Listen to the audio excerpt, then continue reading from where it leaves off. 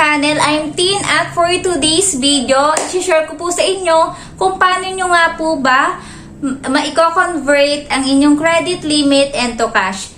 Pero bago ang lahat, kung hindi ka pa po nakaka-subscribe sa aking channel, pa-subscribe po para lagi ka pong updated sa aking mga susunod na video.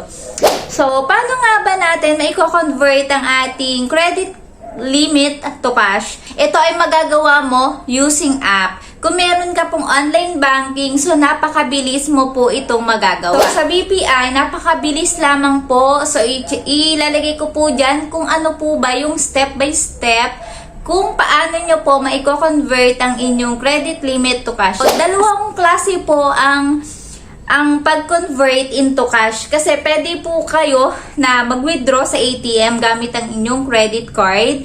Pero wag na wag nyo pong gagawin yun. Kaya po pala sa lahat ng mga napapanood ko, so wag na wag mo daw gagamitin ng iyong cash advance. Kasi alam nyo po ba na daily po ang interest hanggat hindi mo nababayaran, araw-araw ka po nilang i-charge. So, good thing, meron po tayong convert into cash na isa pang way na hindi ganun kalaki ang iyong magiging interest. So, yun yung po yung ituturo ko sa inyo. Kasi yun po yung ginagamit ko.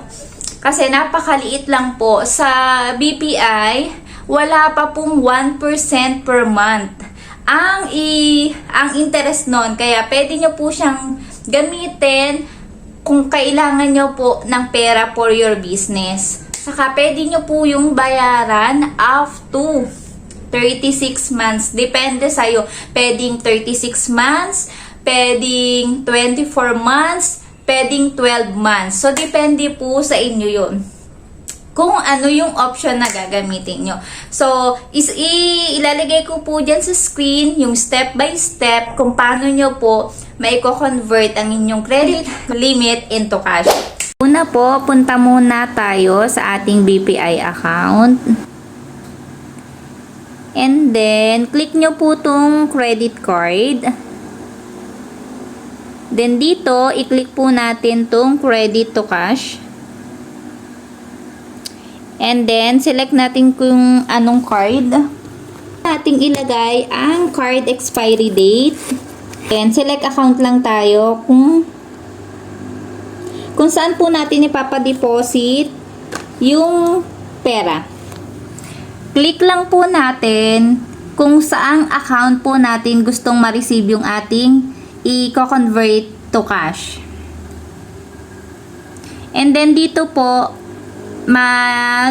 meron pong available madness limit saka available credit limit. So, dito po, pwede tayong makahiram up to, ayan, limbawa, 40,000. Isakto lang natin ng 40,000. Hanggang 40,000 lang.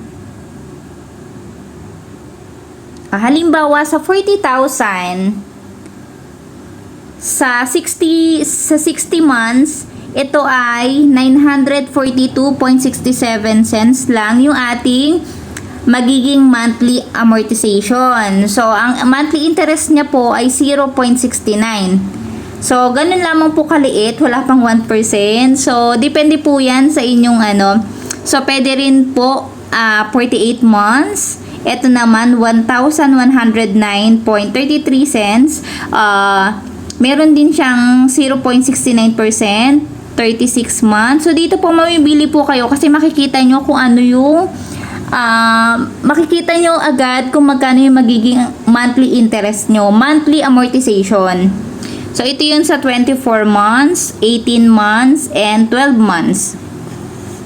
So, kapag okay na, nakapili na kayo, click nyo lang yung continue. And then, since ako po ay nagde-demo lang, so, hindi ko po yan i-click kasi baka makredit sa akin yung pera na yan. So, hindi ko naman po kasi nakapag-credit to cash na nga po ako. Ito nga pala guys, bago ko i-end tong video na to, ay, dito po pala, makikita nyo na rin po sa inyong online banking kung magkano yung available madness limit saka available credit limit nyo. So kung nagbabala kayong, halimbawa may loan kayo tapos gusto nyo pang mag-loan ulit, so pwede po kasi makikita nyo po kung magkano yung pwede nyo pang ma-loan. So ganun lang po guys kasimple kung paano nyo i-convert ang inyong credit limit into cash. So sana po may natutunan kayo sa video na to. So, kung hindi pa po kayo nakaka-subscribe sa channel ko, please subscribe. Click na rin po ng like button kung nagustuhan nyo ang video na to. At yun lang po. See you on my next video. Bye!